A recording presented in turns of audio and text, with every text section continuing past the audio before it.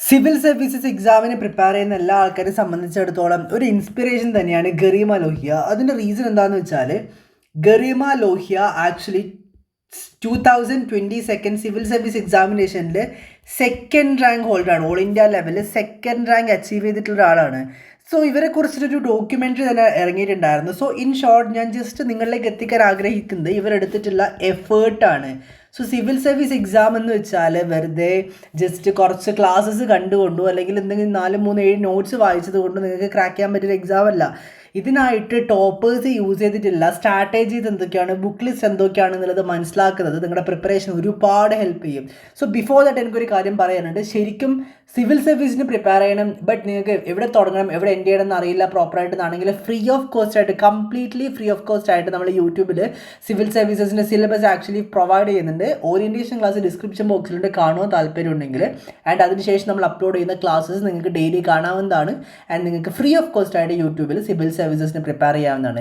So what I M saying is civil സർവീസിന് prepare ചെയ്യുന്ന സമയത്ത് ഗരീമ ലോഹി ആക്ച്വലി ഒരുപാട് ഡിഫിക്കൽട്ടീസ് ഫേസ് ചെയ്തിട്ടുണ്ടായിരുന്നു. രാവിലെ കുട്ടികളുടെ ബഹളം കാരണം പഠിക്കാൻ പറ്റില്ല, അല്ലെങ്കിൽ അറ്റ് ദ സെയിം ടൈം രാത്രി പ്രോപ്പറായിട്ട് ഇരുന്ന് പഠിക്കാൻ പറ്റില്ല, ബിക്കോസ് വൈകുന്നേരം പ്രോപ്പറായിട്ട് പാർട്ട് ടൈമായിട്ട് ജോബൊക്കെ ചെയ്യണം. സ്റ്റിൽ ഈവൻ ആഫ്റ്റർ ദാറ്റ് അവരൊരു പ്രോബ്ലം കണ്ടു, അവരതിൻ്റെ സൊല്യൂഷന് അവർ തന്നെ ഉണ്ടാക്കിയെടുത്തു. അതാണ് ശരിക്കുള്ള ഒരു സിവിൽ സർവൻ്റ് ആക്ച്വലി ചിന്തിക്കുന്നത്.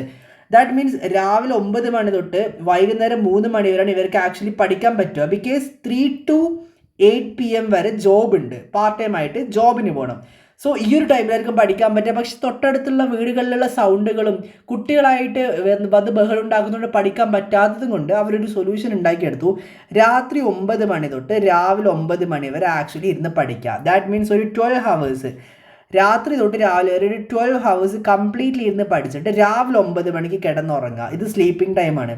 സോ രാവിലെ എല്ലാവരും എഴുന്നേൽക്കുന്ന സമയത്ത് ബഹളം തുടങ്ങുമ്പോൾ കിടന്നുറങ്ങും, വൈകുന്നേരം എഴുന്നേൽക്കും, ജോബിന് പോവും, ജോബ് കഴിഞ്ഞ് വന്ന് ത്രൂ ഔട്ട് ദ നൈറ്റ് രാത്രി 12 hours completely in a single stretch ഇരുന്ന് പഠിക്കും.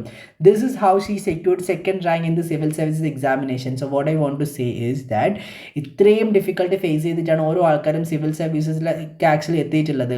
സോ നിങ്ങൾ നിങ്ങളുടെ ലൈഫിൽ ഒരുപാട് ഡിഫിക്കൽട്ടീസ് ഫേസ് ചെയ്യുന്നുണ്ടാവില്ല, ഞാൻ പറയില്ല, ഒരുപാട് ചാലഞ്ചസ് ഉണ്ടാവും. There will be challenges, there will be financial issues, there will be a lot of struggles, but what you need to do is that മുമ്പോട്ടേക്ക് പോവുക.